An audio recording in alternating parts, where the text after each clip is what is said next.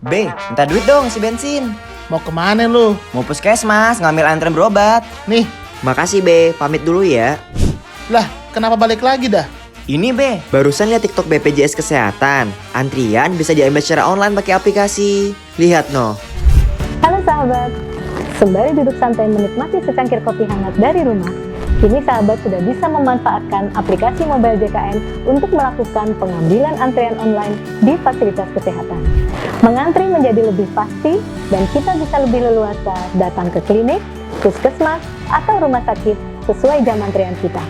Tidak hanya itu, sahabat juga dapat mengetahui ketersediaan jumlah tempat tidur di rumah sakit, mengetahui jadwal tindakan operasi, dan daftar obat yang ditanggung. Pakai mobile JKN peserta BPJS Kesehatan jadi makin keren. Yaudah deh, pergi dulu ya. Duit tadi mana? Kan lo gak jadi pergi. Ayolah, B, 10.000 doang.